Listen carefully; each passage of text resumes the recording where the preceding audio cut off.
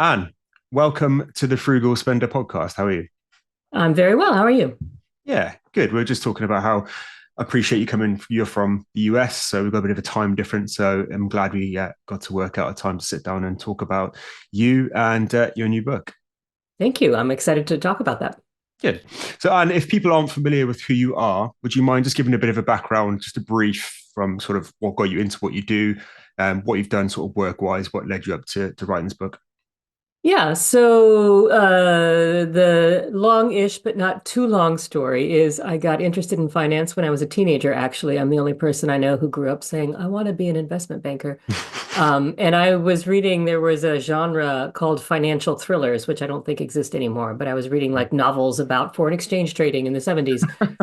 Thought it was very glamorous, so I wanted to be in finance. I kind of ended up stumbling into a career in asset management, kind of by accident. It was the job I was able to get, and spent almost 30 years working at JP Morgan Asset Management, where I ended up running something called Retirement Solutions, which is the group that looks after products that have stocks and bonds, so balanced portfolios, and specifically was asked to take a look at building products that would end up in retirement plans and defined contribution plans, so 401k plans in the US, DC in the UK, and ended up designing and running JP Morgan's target date funds, which are what Americans use for default investing when they're sort of automatically signed up instead of, the defaults you see in a managed account type program in the UK. We have target date funds. And so I built Mhm. and managed those. And I realized, I guess 5 or 6 years ago that one of the things that I'd really done is integrated a lot of the knowledge that I have, sort of scientific behavioral economics knowledge about how people behave with their money into the way I develop products. But I actually was very interested in that because I made all those disaster mistakes myself. And I think, a very typical person who was juggling credit card debt and bought too much house. And like, how do you manage all of that? And so for me, it was very important to reflect that behavior in the products we design. But also now with the book, what I really want to do is help people understand that it is possible to kind of navigate your way through your own financial wiring. And it's possible to understand why you do what you do and figure out some hacks, if you will, to get around some of that behavior, but also just to forgive yourself, right? And that's a big part of my book. There's a lot that I would like to cram into our time together with what you just spoke about there. And a lot of it resonates actually with kind of, I mean, I'd never read financial thrillers. I know. and and I definitely never dreamt of being an investment banker or being in that industry at all.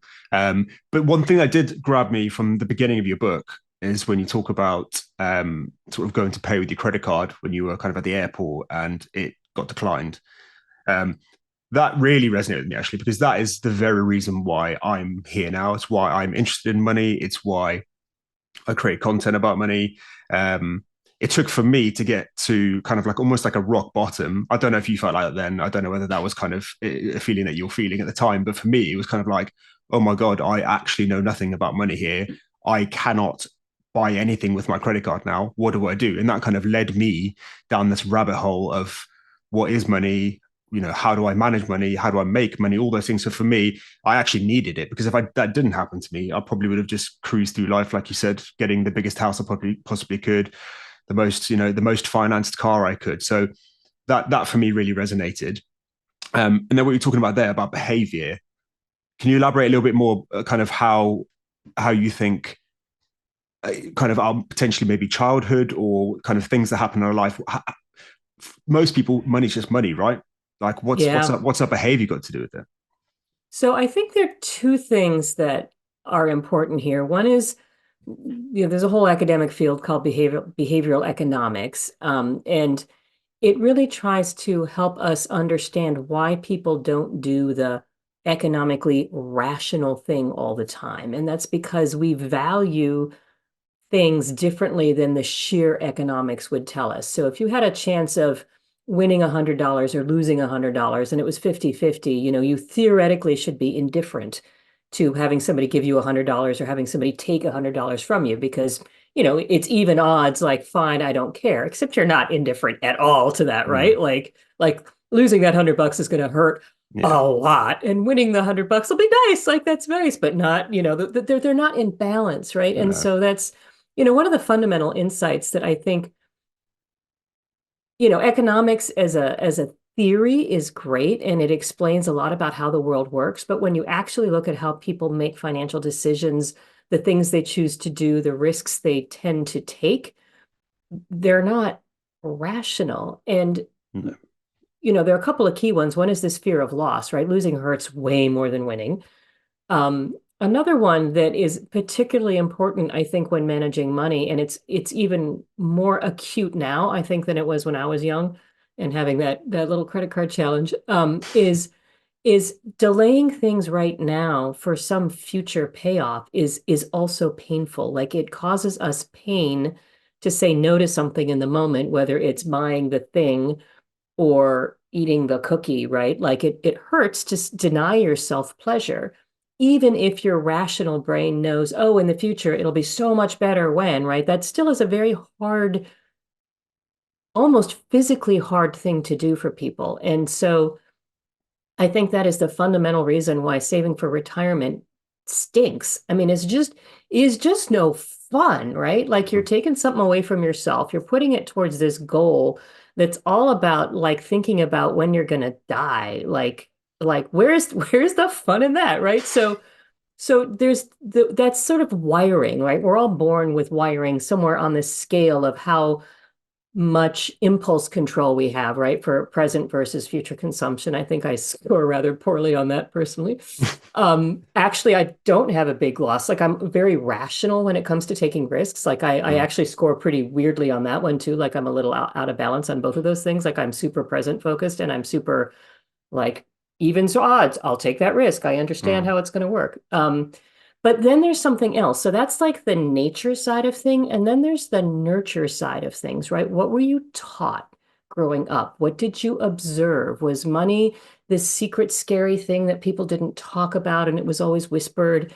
Or was there a lot of transparency, right? Was it seen as and treated as something that was connected to emotions, whether they're good or bad emotions, or was it just a neutral thing, right? And Mm. so those kinds of we talk about trauma or financial trauma, but those sorts of experiences that get embedded in us when we're really young also really influence our ability then to navigate some of these decisions and whether or not we equate self-worth, right, and happiness with some of the financial decisions that we're making, which, sort of abstractly, like what's up with that, right? That Mm. why? Like there's no reason for that to happen, except I think a lot of that gets wired into us when we're little. So I tell a lot of stories in my book about that, and I've interviewed a lot of people who share their stories. And one very common thread I see in people who are managing their money successfully is typically having someone when they were very young, or certainly, teenager before they're adults, right, teach them how to do it. And if you Mm. didn't get those lessons early, you learn them painfully later. Yeah.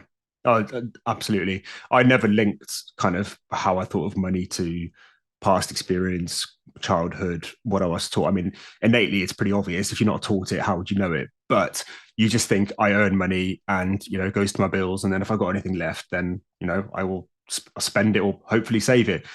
Obviously, nobody ever does that. And the option at a young age of are you going to put money in a pension? I mean, in the UK, we've got the auto enrollment sort of scheme whereby in 2012 people were forced essentially to do it. That's probably the best thing that's ever happened. I mean, I don't know if you agree. That's probably the best thing that's ever happened in the UK for pensions, anyway.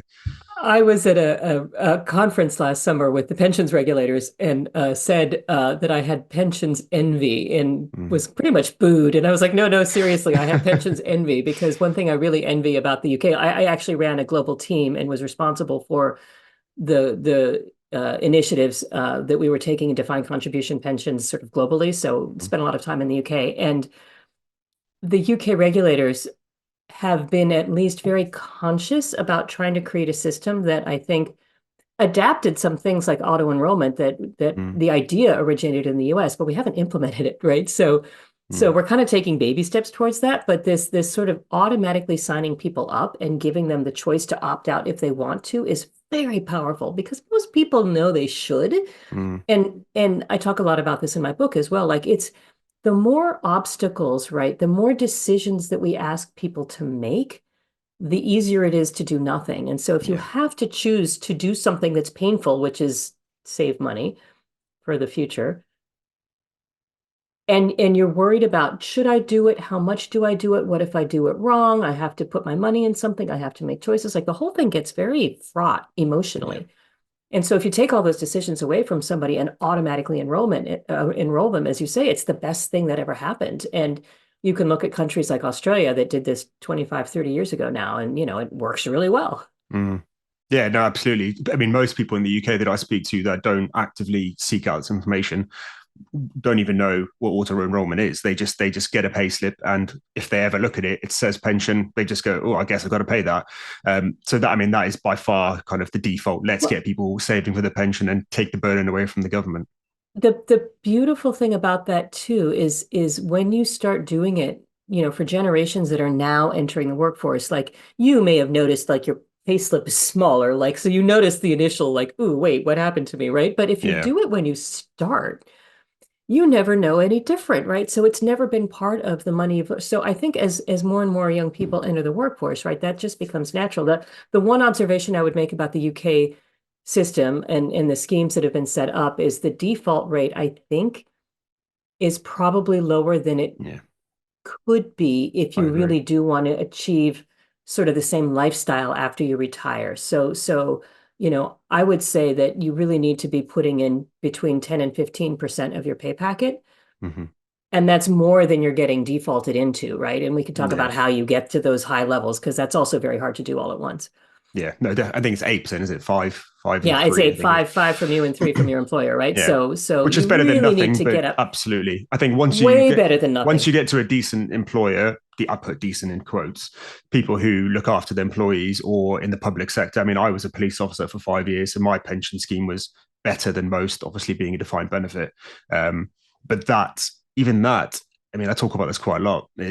Those schemes are seen as the gold standard in the UK. Of you get a guaranteed income at a certain age.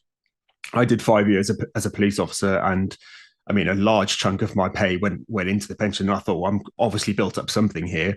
I left the police just after the pandemic, and I called up the pension scheme and said, oh, well, I mean, must be something here because it's coincided with me learning about money. So I was like, oh, what is my guaranteed salary? And it worked out to be £1,000 a year, guaranteed from when I'm 60 onwards, um, which anybody listening knows full well. That's 1/10 of the state pension, and that's 5 years of contributing quite a bit of my salary. One of the challenges with defined benefit, and I think it is a gold standard, but I think it's not all bad that we're not all on defined benefit schemes anymore because Mm, most of those schemes work that they're very back-ended. So the real benefits start accruing, right, in the last sort yeah. of 10 years or so of your employment. And I would argue maybe back when they were the gold standard and everybody had one that many Mm, people did not benefit from them very well because they moved to employers. And today, right, people change jobs all the time. I mean, you're a great example of that. So that whole scheme doesn't work for a highly mobile workforce. And no, so the defined contribution schemes really are an attempt to try to replicate some of those features. The problem is nobody guarantees it, right? So you have no. to make sure that, and I do think schemes in the UK and the US, frankly, are quite well run, and the fiduciaries and the trustees do a good job of looking after their members. But I do think that you do need to pay a little more attention, right, than you might otherwise have to for a DB Yeah, scheme. And yeah. there is no guarantee, right? So you do have to uh, inform yourself about some of the risks that you're going to need to navigate because of Mm, that. yeah, no, definitely. I mean, for anybody who's listening who doesn't know that, I'm sure that you do, but would you mind just quickly, briefly explaining the difference between DC, so Yep. defined contribution, and Yep. defined benefit? Absolutely. So defined benefit is, and actually both of these names are what they say, right? Defined benefit means that the benefit is defined by the rules of the scheme and your employer. So it's often some percentage of your final pay, assuming you've been paying in for X number of years. Often it's 20, 25, 30, 40 in the US. First responders, right? Policemen, firemen, the military are entitled to a pension typically after 20 years. Very few employers in the US still have DB schemes, but those that do, it's typically 30 or 35 years. Maybe teachers Mm. are a little earlier, or it's an age you have to be 65 and have had at least 20 or 30 years in.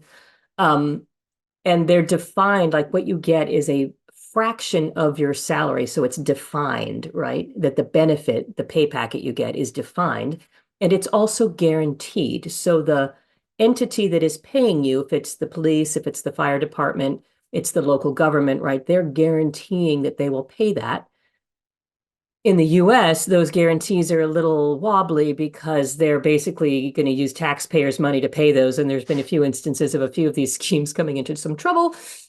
Companies, right, that still offer schemes are similar, but the company is guaranteeing it. And there are a whole bunch of regulations and Yeah. oversight, basically overseeing whether or not the authorities judge that the scheme is being well run and will in fact have the money to pay the members, and there's insurance. So corporate schemes are typically a little less prone to changing than maybe the public schemes might be, but it's all guaranteed, right? You know what you're going to get. There's a formula. It's very defined, right? Mm-hmm. Defined contribution, on the other hand, what is defined is what you choose to contribute. In the UK, there's a minimum amount that you'll be contributing, which is this 8%, right? Which is partially from you and partially from your employer. But that's defined what's going in. What's going to be available to you coming out on the other end is dependent on how much you've actually chosen to put in, how it's been invested, how well the markets have done, and when you choose to start taking your pot out, right? So there's some age requirements on when you can take it. There are a whole bunch of choices to make when you hit that point of retiring. There was something in the UK called pensions freedoms, right? Which said you used to have to buy an annuity with that money. And then they said, never mind, annuities, you don't need to do that. I would argue annuities actually kind of make some sense for many people. So you shouldn't say poo-poo, I don't want that. That guarantee is really important, especially now that interest rates have come up a bit. It's not quite as painful to buy that guarantee. So we can talk about that if you want to. But that the defined contribution basically means that you, the individual, are bearing the burden of the outcome.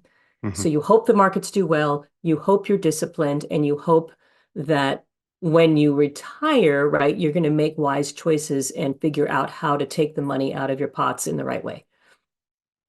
So DC, defined contribution, is something that lends itself to knowing what you're doing, doesn't it, to an extent, or having a professional by your side towards the end to at least advise you. But I think it seems a lot more scary to people. And that's why pensions are A, boring, and B, scary, because there's so much. I mean, what do you mean stock market? What do you mean my money's invested? Like people often think of a pension as this guaranteed pension, like savings pot, essentially. And when I describe sort of investing to somebody who knows nothing about it or is treated as gambling, you say to them, well, do you have a workplace pension? And the answer, 9 times out of 10 is yes. That money is invested. So trying to explain to people that they are investors inadvertently, somebody else is doing on their behalf, which, as we discussed, is a good thing. But trying to get people to understand it and learn about investing, certainly from a young age, is one of the most challenging things. I'm sure you faced it all the time too. But for me, it's one of the most challenging things about the content that I create, because it almost comes across as quite scammy. I mean, even if I'm not talking about cryptocurrency, which is obviously another level of scamming, but even if you're just talking about investing in the S&P 500, people are like, hold on, I can lose money. And then obviously this whole chain of events, and people just they put their hands up and say, no, too risky. I'm going to go put my money in this savings account here that's guaranteed to lose me money because of inflation. Yeah, I always say that there are very few things that you can do wrong when you're saving and investing, but there are two big ones that are just outright wrong. One is not saving at all. That's Mm-hmm. wrong. That's a mistake.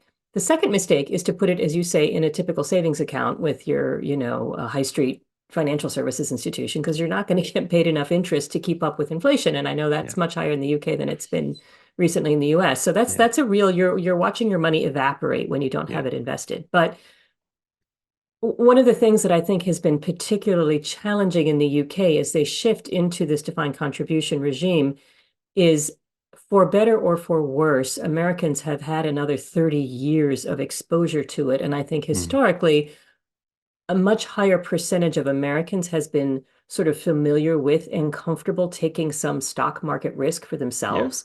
absolutely. So there's a little bit more of a culture of it that's a little, there's we're a little higher on the learning curve. I'd say Yeah. most people don't understand a lot about it. I will also add that if you're in a workplace pension scheme, the trustees who oversee that are professional investors, and they are obligated to act in the members' best interests. And again, I think most of those schemes do an extraordinarily good job in managing members' money. The challenge is, of course, that there's no guarantee that the markets will go up all the time. In fact, I can guarantee you that they will not go up all the Mm, time. But history will show us, and there's no reason to think that this will be any different in the future. The markets always go up over time, mm, right? So it's not all the time, it's over time. And that is something that is very frightening when you are living again in a society today where it used to be, right, that you had to go physically look at the newspaper to mm, actually understand what was going on in the financial markets, right? You had to get a copy of the FT. You had to go look at the tables in the back of the newspaper to see these little tiny numbers in 2-point font. And if you were listening to the news, there'd be like a 2-minute section at the end of the newscast that would talk a little bit about that. Now we are bombarded with financial information, and a lot of it is fabulous, like what you're doing with your podcast. I'd argue some of it is not so fabulous, right? And mm. it's designed to get clicks and eyeballs, and we know that people pay attention to stuff that is scary and not psychologically healthy. And so it's basically training us to be overly attentive to every little tiny blip that happens in the markets. And I think that's a very dangerous thing. There's a lot of evidence that shows when people self-manage their own retirement pots, and these are studies I know that have been done in the US. I'm assuming it would be the same in the UK. I haven't seen it. But in the US, when individuals get in there and try to manage their own retirement accounts, they typically do a lot worse than the default scheme does Mm. because Because they they're get worried and scared. they do things. They Yeah. get scared, they sell, the classic way to make money is to buy low and sell high, right? But our brains, right, back to that fear of loss, don't want to buy when things are scary. They want to sell Mm, because, oh, what if it goes down more? I better sell now. yeah. And then it starts going up again. And like, yeah, I'm not going to get fooled, right? I know what's going to happen. You're not going to get me into this sucker's trap, right? And then it goes Yeah. up and up and up and up. And then you go, oh, it's feeling better again. It's safe to invest again. And in the meantime, you've lost money and you've bought it higher and you're destroying your money, right? So I think many people are much, much better off just sticking in a default scheme. Yeah, no, absolutely. And that's why knowledge is so important because I think that's one of the things that shocked me when I started learning about money and certainly stock markets is the fact that it isn't just a simple supply and demand. It's very with the stock market, a lot of it's to do the sentiment and news and what's anticipated and what's going to happen here, and then people buy the stock. So it's all emotion driven. Well, and you buy the news and Yeah, you buy the rumor, sell the fact, right? So exactly. I mean, I did this for a living for 30 years, right? And we managed these tactical calls, right? Where you're Mm, trying to position yourself against a benchmark. And, over time we made money, but it's a hard way to make money. And it's really easy to lose money fast if you do it badly. So it's yeah. definitely something I don't recommend most people try to do by themselves because that fear greed thing, there were a team of 30 people with lots of software and rules Mm. and governance around how we made these decisions. And even then it was, we didn't make money every year. Yeah. So for obviously automation is everybody's friend when it comes to investing. Certainly if you want to sort of step back and just let it grow over time and have no sort of interest in it. What's your approach then for the average person who just wants to put money away? And I know you've got your system that I really like and we'll get into next. I think everybody needs a financial system or framework to work from. So we'll step forward just briefly because we're talking about it now anyway. Um, in the UK, and I guess a lot of the stuff from the US, people like Dave Ramsey all have a similar kind of approach where it's very much like just dollar cost average, buy every month, regardless of what's happening, and put it into index funds or mutual funds, managed or not managed, depending on what you want. I personally like index funds because I'd rather keep the fees low. What is your approach? What would you say for the average person who's going to put money away? So for the average person, I hope you already are putting money away in your DC scheme. So that's happening for you. It's also happening in that dollar cost averaging way because every pay packet, Mhm. a little bit goes in, right? And that is by far the best way to just build wealth over time. If you are investing on top of that, right, for another goal because you want to top up what you've got, because you want to buy a vacation home in 35 years, whatever your goal is, right? Um, there are a couple things I think are important. One is there's a big difference between speculating and investing. And I would argue speculating, right? You mentioned cryptocurrencies, right? Or even buying just a single stock or two, right? I think Mhm.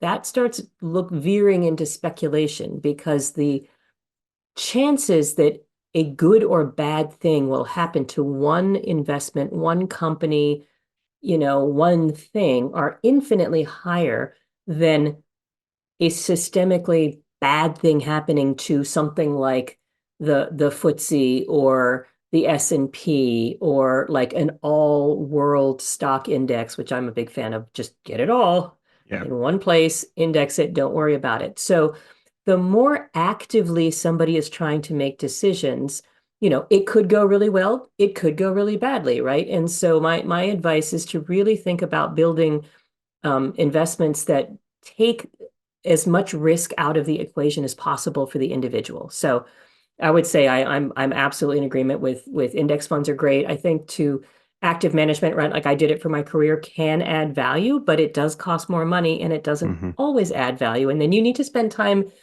researching these things and have confidence that you can pick a good manager, which is, not easy.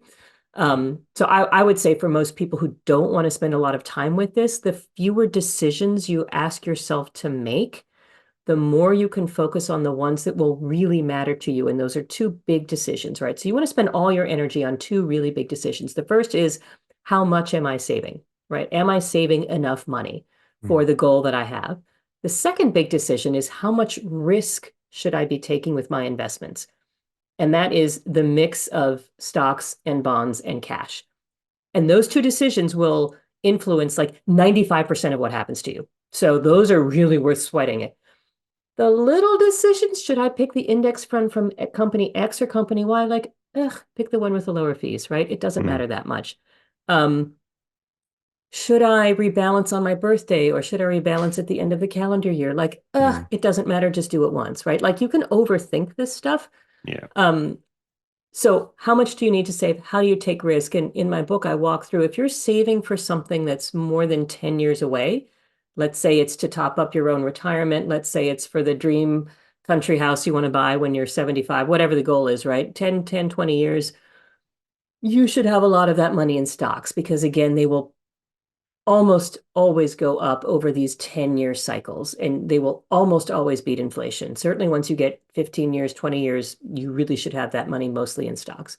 When you're less than 5 years, right, it is quite possible that the stock market will not go up or go up very much over 5 years. And that's where things like cash and fixed income can really help. So it's important to think about how much money do I need and then how long can I leave it alone? Yeah. So those are the two big decisions. The rest of it, I believe strongly in minimizing the decisions you have to make because you minimize kind of the chance that you'll either do nothing or pick the wrong thing. Yeah. No, absolutely. I agree. What are your thoughts on Bitcoin? Ugh. So I was going to have a whole chapter in my book about cryptocurrency, and then all that sort of unfortunate unpleasantness started happening. I, I struggle to understand why it exists. Mm. And I'm a big believer that you should be able to tell a story about why an asset, right? Stocks are an asset, bonds are an asset, real estate is an asset. Um, I need to tell a story about why they will go up over time. And I can't come up with any reason why cryptocurrency should have any value Mm. other than being something you can do things that don't get reported to the authorities. Yeah. But beyond that, I'm just like, I don't know why this stuff exists. I think the technology behind Bitcoin, people are still struggling to figure out how to use it, but that whole blockchain technology, I think, has some really interesting, like I'd rather invest in the blockchain technology than invest in crypto. I do neither. Mm. To the best of my knowledge, maybe some fund I have somewhere has got some Yeah. crypto or some, I'm pretty sure there's no crypto. There might be some blockchain investment sitting in there, but Mm. I doubt, I'm almost certain there's no crypto anywhere. Um, and then I think so much of it is so prone to, you used the word scam earlier, right? I think because it's relatively illiquid, because it's relatively thinly traded, right? It gets very prone to sort of fashion. And it'll go up a lot and down a lot for reasons that are completely unconnected to any economic reality. So, Mm. I'm kind of a big believer that if you can't explain it to your grandparent in like 2 sentences, don't do it. Yeah. And I have yet to have anybody explain to me why crypto should have any value or certainly should go up. Like, Yeah. so I don't like it. I don't like buying commodities, like a lot of commodities for that reason too, like gold. Yeah. Why should it go up? Well, ultimate store of value. Okay, inflation, maybe. I mean, I don't Mm. know. I mean, I've recently in the last year. I mean, I don't talk about Bitcoin or cryptocurrency much. I was just interested to hear your thoughts on it. The best sort of argument for Bitcoin that I've heard is, I mean, because it's off the back of this sort of 2007, 2008 housing crisis, wasn't it? That's when it was kind of the white paper was released to kind of, and was and is very attractive to people who want to store money outside of the traditional system, who don't trust the government. And I feel a lot of the things that I listen to with Bitcoin or hear people talk about it, it's very much this sort of conspiracy theory mindset around it, which I don't think is very healthy or helpful to the cause. But I think the best argument that I've heard is to have a little bit of money that isn't completely, I mean, first of all, it can't be printed away by the government, and B, can't be controlled by the government. And you're definitely right that, that also leads people down the illegal sort of route. But it also means that you can have some money, whether 1%, 2% of your net worth or less, whereby if anything happens or the government, we end up in a sort of China regime in the West, they can't touch your money. Well, I'll just say if we end up in a China regime in the West, we've got so many other problems that having 1 or Absolutely. 2% of your money stuck away in Bitcoin is like Yeah. whatever. Yeah. Um, I can see the attraction for individuals who live in countries where it's difficult to legally hold Yeah. financial assets outside of their home currency and where their Yeah. currency controls and things. I don't know if it's easy to buy Bitcoin though if you're sitting in a world like I don't know. Yeah. So again, one of my philosophies is and I guess I was a risk manager. Most multi-asset portfolio managers think of themselves as managing risks. Like I just Mm-hmm. think about how badly can stuff go wrong and how Yeah. binary, right, is Yeah. the risk. And I think the risk on something like a cryptocurrency, right, is pretty asymmetric. Oh, Like maybe it'll do really, really well, but like there's a whole bunch of cryptocurrencies that have blown up spectacularly. mm. Exchanges have failed, money's been stolen. Like Yeah. Yeah. that feels very unbalanced. And again, if I can't tell myself a logical story about why it should go up in value, like Mm. companies, stocks go up because companies produce goods, right? That consumers buy or businesses buy, and they're creating Mm. economic, like I can tell that story about real estate. I can tell that story about, Mm. a whole bunch of assets, but Yeah. crypto? But I think it's also, like you said, the benefit could be to somebody in China, for example, because they were the biggest miners of Bitcoin, I believe, until they banned Bitcoin, and there's still, I think, 20 to 30% of mining happening there. So even though it's illegal in possibly the potentially one of from the West's point of view anyway, the worst countries to live in, to have a government like that, it's still happening. So we can't really see a use case in the West, because our money, even though our money is broken, it really is broken, and inflation is completely eroding, the value of our money. We like you said, you can't tell a story, and I totally agree with you. There is no story for the average person. Why would I need Bitcoin? That's just something that happened in 2020 that did well, and then now it's gone back down again. Yep, and the world is full of things like that, going back to Mm, tulips, right? I mean, we yeah, can look at a lot of things like that. So, yeah. absolutely. Sorry, we went off on a bit of a tangent then, but I was intrigued to as to Yeah. what you thought. I don't like. investing in things I don't understand. And I Yeah. think to me, it's, I've got a little set of tips that I put it somewhere in the book. And it basically, like, if you can't explain it to your grandmother, don't do it. If you feel stupid asking questions about it, or somebody makes you feel stupid when you ask a question about it, don't do it, right? That's Mm. that's the sign of a hustle. Yeah, no, absolutely. So I want to move on to your framework in the book. Would you like to walk me through Stash and what it is?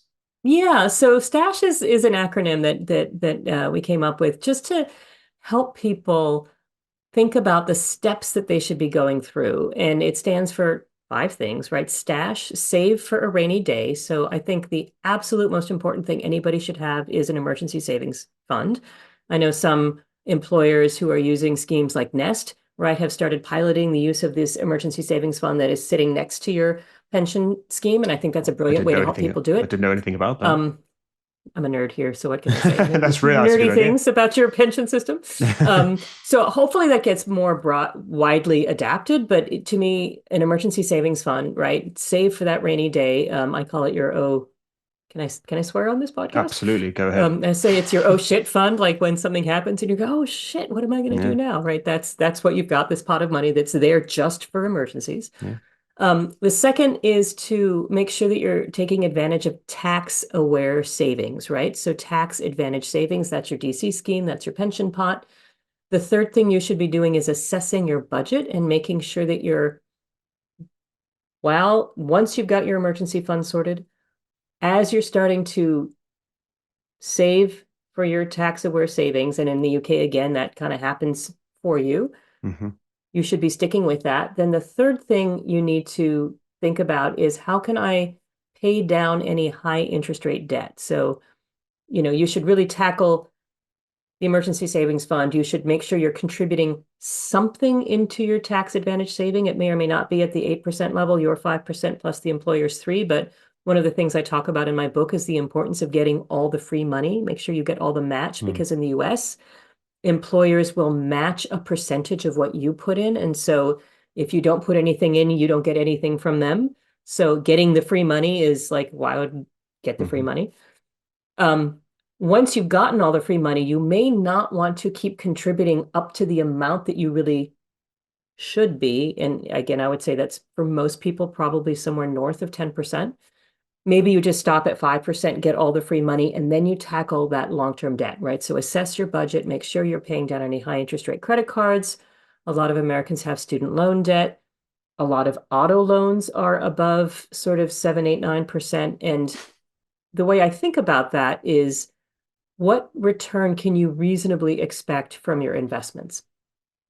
I think 7% for a US investor is a very prudent amount. That's maybe a little bit below some of the more recent long-term averages, but maybe Mm-hmm. sort of looking back 20, 30, 40 years, probably, I think a reasonable sort of assumption to make. And guess what? If it's a little low, then you're going to be happy.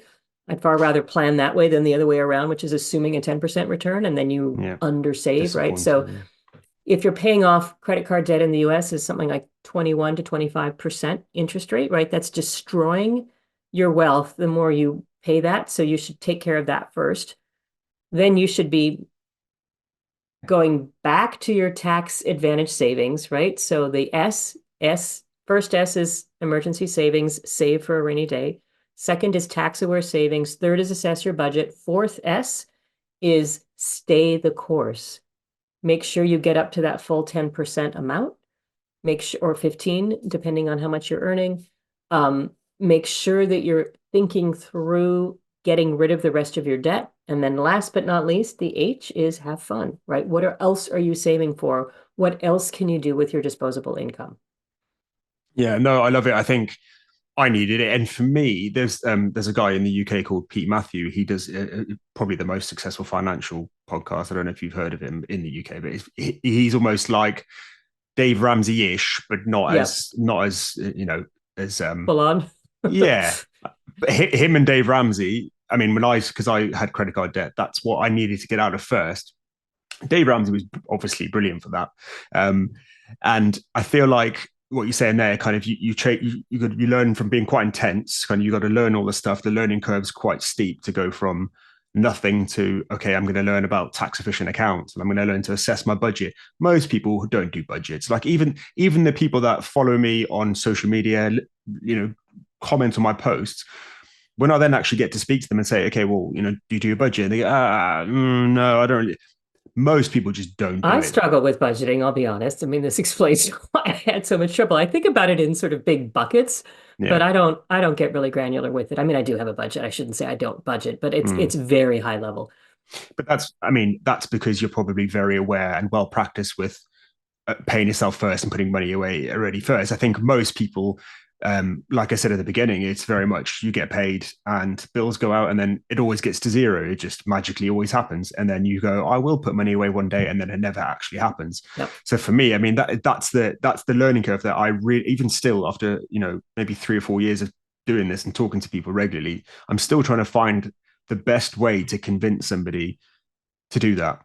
Yeah, one of the things that I say that's different from some others is I really strongly encourage people to start saving first for that rainy Mm, day fund rather than just focus on credit card debt, is because when that emergency happens, it'll go right back on your card and you'll yeah. just you'll dig yourself a bigger hole, and then you'll need to borrow money to pay your interest, right? And you don't want to do that. And I also think that even if you're building it up very slowly and you're putting in 50 pounds a month or something, I mean, it still is a psychologically powerful thing when you look back after a year of 50 pounds a month and you go, whoa, Mm, that's 600 pounds. Like yeah. that will pay for a car repair. That will pay that is something that should something happen, you need to put new tires on your, like whatever it is, right? You've got that money and it's not going back on your card. Mm, Then you tackle, like you get that, and then the classic advice is 3 to 6 months living expenses, because that's really what you should be thinking about. Worst case job loss, right? How do I get through that 3 months? mhm, It's a little different in our country where we get no unemployment insurance typically, or very little. mhm. But it's how do we think about that? That what do I Yeah. do next? Where does that come from? But so that I differ a little bit there from maybe some other Yeah. advice.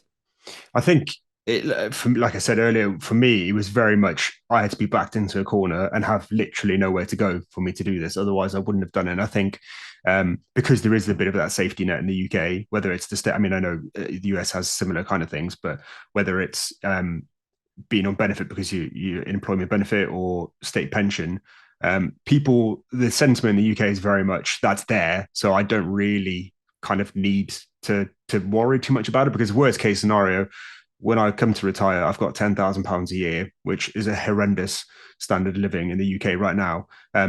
But so many people I speak to, even in my personal life, that's what they're relying on.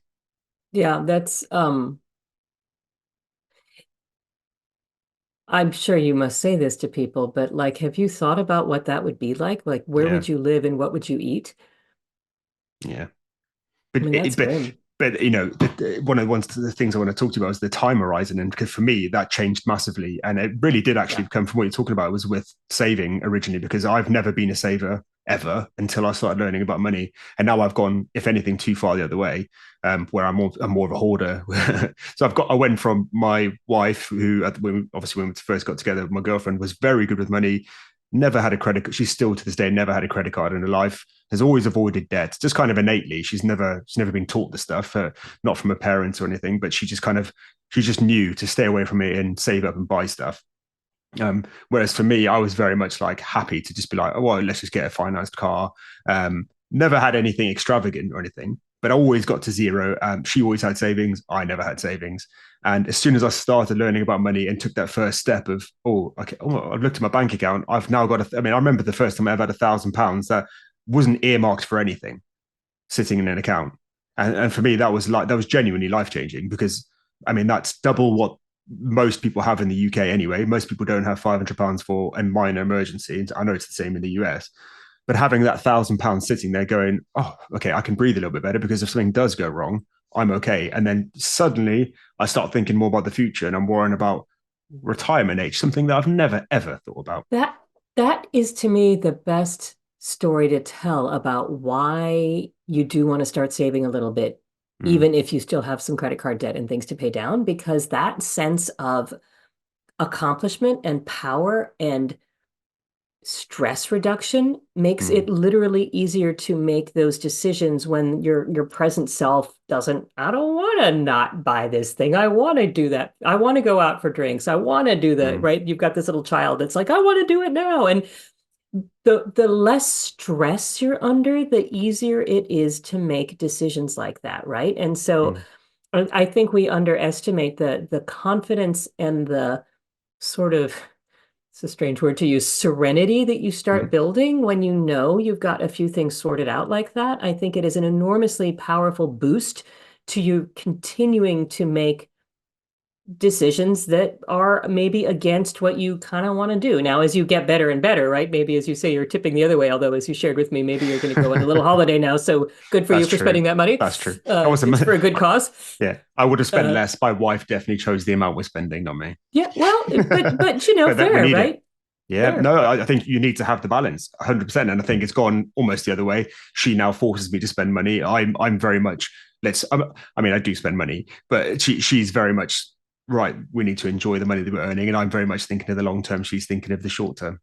Yeah, and that's actually a fabulous sounding partnership, right? Because Mm, that's kind of what you need to be balancing. And that's the other thing I really think is important is uh, what I hope most people learn from things like this podcast or from my book are you are always making choices, even if you don't know you're making them, that will have consequences about the funds you have in your life now and in the future. mm, And I'm not here to tell you that maybe this is the not Dave Ramsey message, right? I'm not here to tell you that you have to do it this way or you have to do it that way or you should never rent or you should never have a mortgage or you should never have credit card debt, right? What I really want people to understand is there are consequences to the decisions that you're making. And once you understand the consequences, you might make different decisions. And it's much better to know that now than figure it out when you're 55, right? mm, And when you don't have time. I talk a lot about the power of time.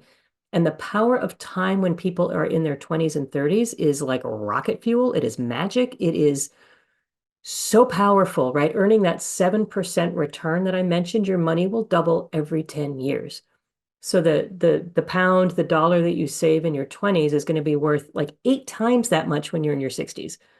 mm, So if you're trying to amass a certain pot size to do something, right, the earlier you start saving it and investing it, like the less you have to save, right? So to me, that's magic, right? But if you want to spend some of that now and are choosing a consequence, like that's okay. Like, I was talking to somebody the other day who was like, so you're going to tell me not to buy lattes? And I'm like, look, I'm not latte shaming anybody, right? If that coffee is what is like the highlight of your morning when you go into your local coffee shop and one of the two baristas is already always there and they know your name and they say hi and you have a lovely chat and you sit there for 15 minutes and you go through your email before you go, like that's a, like, who am I to tell you not to do that? Just mm. know, right, that if you're doing that, maybe you should not do something else in your life, right? So it's not about saying these are bad or these are good choices. It's like understand the consequences of the choices.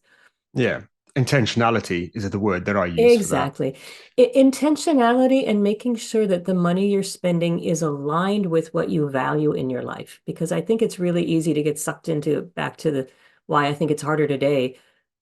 Social media, advertisements, targeted adverts, right? You Mm. put one word once in a search engine and the product follows you forever, right? Like all that stuff just makes it much harder to be disciplined. Yeah, no, absolutely. I totally agree with everything you said then. On the being harder for sort of millennials, Gen Zs, I'm in that millennial category. Um, and obviously we hear about how boomers had it easier, the houses were so cheap and now everything's so expensive. And I'm sure it's generationally that's always happened ever since inflation ever existed. But what would you say the biggest challenges that you've seen from researching the book and people you speak to? What are the biggest challenges other than social media, which is probably the biggest? People sort of in the millennials, Gen Z, and people are going to be coming up in the future. It's only going to get probably harder, I'd imagine, with things like AI and social media only getting more prolific. What other things would you say would kind of affecting people's views towards money and the way that they can save and invest for the future? Well, I think without a doubt, right, some of the biggest ticket items that you can spend money on, and that's a home, a car, and an education, are all significantly more expensive today. And I'm talking the median price for a median home versus the median income, right? Those things Mm. are all significantly more expensive. And because they're so big and because so many people have pinned so much perceived or real status to those, I think that feels bad, right? Mm. That feels really bad. Um, I think the housing crisis, certainly in the southern part of England and the sort of greater London area, got out of control way earlier than it did in most American cities. There were always a few like New York and San Francisco that were insane, but it's kind of caught up to the whole US now, right? So everywhere, Yeah. right? That's true. Um, it doesn't make this problem any less real, but I always feel like I have to point out, and now I'm sounding like the boomer, saying this, the average house and the average car, maybe not the average education, are a lot nicer than they were.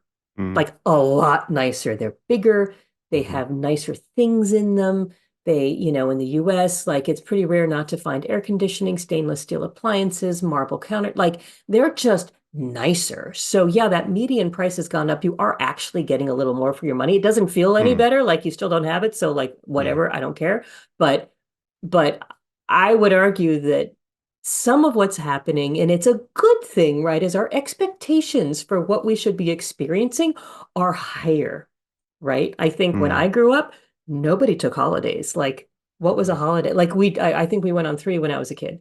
Mm. They just didn't. Like, Yeah. my parents didn't, we had like little tiny holidays, but that meant going to the seaside. Well, I grew up in Honolulu, right? So going to the seaside was like half an hour away. That's But pretty like, good. okay, so I lived in a vacation destination, Nobody but feels sorry for you.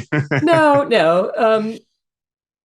We can talk later about that. But like we just didn't. I don't know. Like when I went to university, a lot of, like what? No, like I Mm. remember the year we drove to Disney World. Boy, was that crazy, right? Like it's like they're big, memorable Yeah. events. People.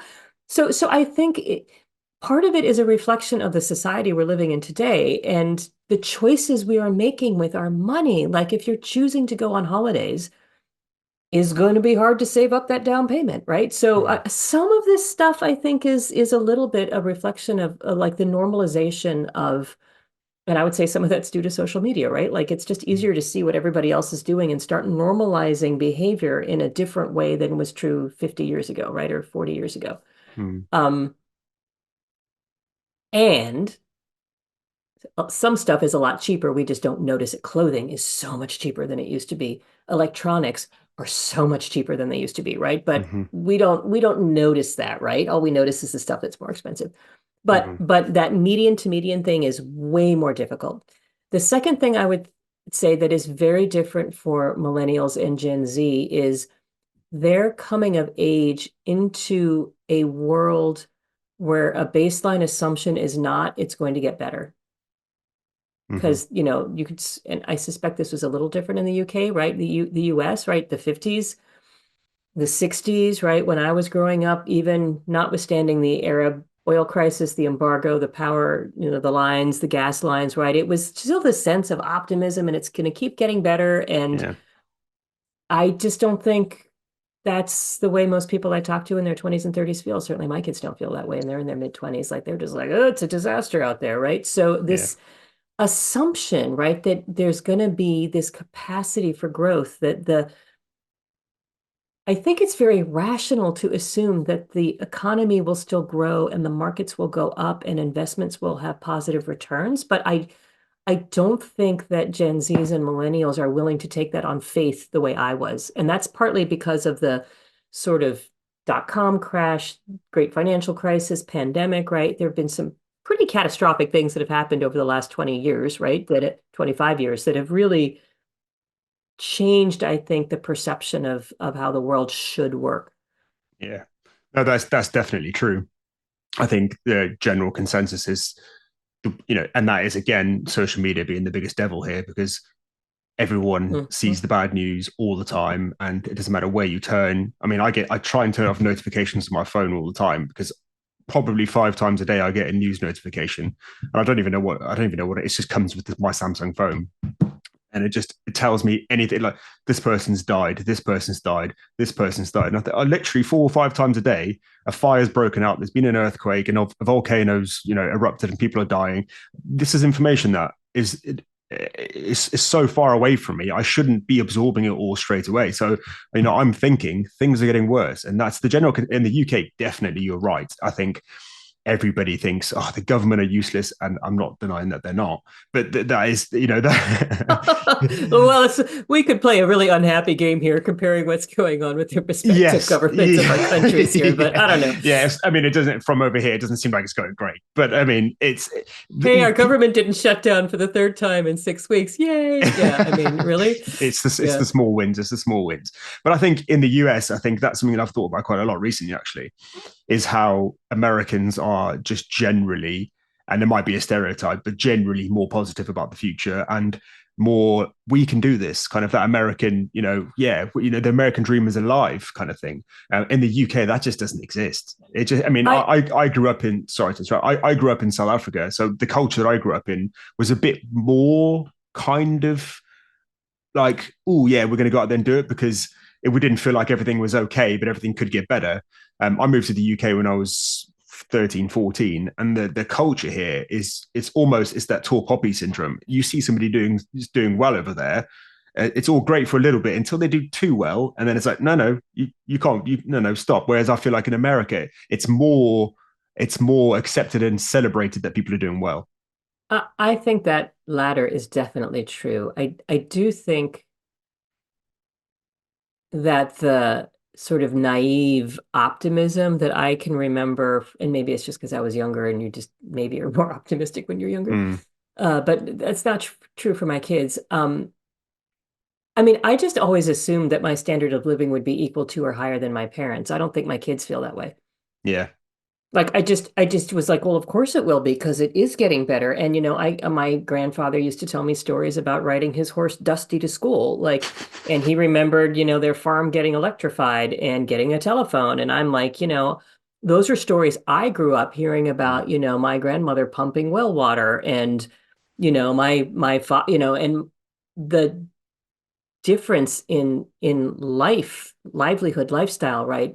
The economic circumstances of each generation has gotten progressively better, partly because society has gotten wealthier, right? But now I think like we're not seeing those societal gains the same way. Like you can only, maybe Wi-Fi is sort of like broadband access is a similar thing to electricity, but I don't, maybe not. Like, so yeah. Some of that was like that sweep of the 20th century, like taking most of the world from pre-electricity, pre-plumbing, right, to like 100 years later, and we've all got, or many people have got air conditioning. Like, okay, so that was a pretty big change, right? That's not, it'll happen in different ways, but that, like, your physical comfort getting so much more comfortable, and my kids probably won't have the same lifestyle that my husband and I were able to provide. Part of it's career choice. Like my younger son is a musician. Right? Okay, well, that's a little different. My older son, right? I mean, I think they'll be comfortable. I don't, it's yeah. So yeah, I think that there's a little bit of and who knows, there could be some productivity improvement or some technology breakthrough. I mean, before the telephone was invented, nobody could imagine the telephone, right? So like, who knows what's going to happen? I don't want to be too pessimistic here, but that sense of like, of course it'll be better. Yeah. I appreciate your time is very scarce, and we're running out of time. But one last thing I did want to talk about briefly, off the back of what we just spoke about, would be AI, because I know you briefly talk about it. That seems like that is going to be the new internet, the new telephone, the new electricity, the new car. That is going to be the thing that drives potentially us through this productivity, rapid increase. What are your thoughts on AI? That it has the potential to change everything, and it's way too early to see how it will change everything. And I expect perhaps like electricity, which changed everything. And you look back 150 years ago, right before there was electrification, people's lives are on the one hand radically different, and on the other hand, we're still people doing what we used to do, right? So I think on the one hand, it's going to dramatically change things, and on the other hand, in ways I can't imagine. I hope that AI enables people to make better decisions to, I saw in my own industry, right, the report writing for the monthly report on what happened in the financial markets, right, started shifting it actually into much more of a template driven sort of very primitive kind of AI writing, right? Where it used to be that it was like the first year analyst job to sit down and like write this really boring rote, like can't make it too exciting, can't put too much personality into it. It's got to be really just the facts. Mm. Report, and it would take them like a day. Okay, when I left, it would take them like an hour to review. Okay, they had time to do more interesting value added things that were still a great first year out of college job, right? So I hope that plays out in multiple industries, whether it's in manufacturing, whether it's in, home building. Like I think that there are ways you can imagine AI helping you make um, better decisions that will enable what humans, I think, will still be able to do with creativity, right? Mm. Add value and enjoy what they're doing to a greater degree, but like who knows? I don't think the robot overlords are going to like take over the world and do bad things, but maybe I'm an optimist. Yeah, I feel like medicine in the medical field, that seems the one that I see like that can make the biggest impact of identifying early stage cancers and stuff like that. Seems Uh, like that would be the best use. I've had some experience not in medicine, but in financial markets, right? And looking at large, complex pools of data and Mm. information, right, is something I think AI can do a brilliant job with and often hallucinates, as we're seeing like with early AI, like making stuff up when they don't know the right answer. And Yeah, and so it's just going to be really interesting to see how that plays out. But the potential there certainly is enormous and exciting. I'm maybe thinking it's gonna change many things less dramatically than we are currently fantasizing, but like we'll mm. have to see what happens. Yeah, no, absolutely. And I've really enjoyed this chat. Yeah, likewise. I'm sure the listeners have too. If there's one thing that you could kind of impart to a listener who wants to improve their finances, if there's just one thing they could go away and implement today, what would you recommend they do? Can I do two? Sure. Okay, so two things. One, forgive yourself for any mistakes you made in the past. Just forgive yourself. Like you didn't know better, life was tricky. It's okay. Like you're not bad because you made some financial mistakes. Just number one. Most important thing you can do is to promise yourself that every time you get some extra money, whether that's a tax refund, a gift, a pay rise, that you take some of it, ideally half of it, and put that towards your savings. That to me is the most important thing you can do. And that's how you start saving more and more money over time without it overwhelming you today. Love it. And let it snowball because it snowballs. And let it snowball because it does. Yeah, you get interested in everything. It all starts. Yeah, you're absolutely right. It all starts with just taking that first step that you've never done before. Yep. Brilliant. And where can people find your book, find any work that you are currently doing? Well, my book is available in the US wherever books are sold and online. I don't know if there'll be physical copies available in the UK, but certainly it can be bought on electronic book services. And they can find me on my website, Anne, A-N-N-E, at annelester.com, ANNELESTER.com. And it would be great to chat about stuff going on in the UK as well. Brilliant. And Lester, thank you very much for your time. Oh, thank you so much. Bye bye.